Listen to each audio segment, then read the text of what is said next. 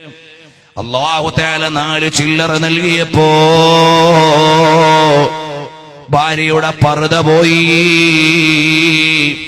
വീട്ടില് തിയേറ്ററായി, മക്കൾക്ക് മദ്രസ വേണ്ട,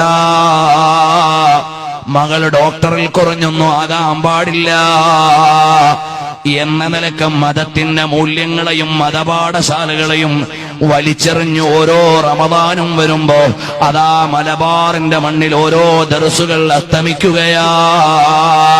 കാരണം എന്താ? ഇസ്ലാമിനെതിരെയുള്ള തീവ്രവാദികളെ പള്ളി കയ്യേറ്റം നടത്തിയതല്ല, മുതഅല്ലിമീങ്ങളെ കൊന്നുകളഞ്ഞതല്ല.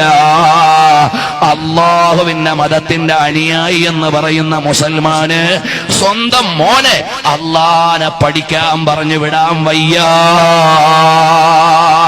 മുസ്ലിയാന്മാര് പോലും മക്കളെ അലിമീങ്ങളാകാൻ ചിന്തിക്കുന്നവര് കുറഞ്ഞുപോയി.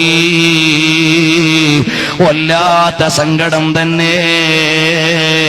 അല്ലാഹുവിന്റെ ഇൽമ പഠിക്കുന്നതിനോട് സ്ഥാനം ലോകത്തൊരു മുതലാളിക്കുമില്ല, ഒരു തമ്പുരാനുമില്ല.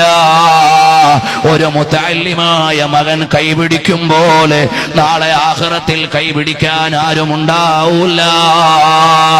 ഒരു ഹാഫിളായ മോനെ ഉപകാരപ്പെടുന്നത് പോലെ നാളെ ആഖിറത്തിൽ വേറെ ഉപകാരമില്ല.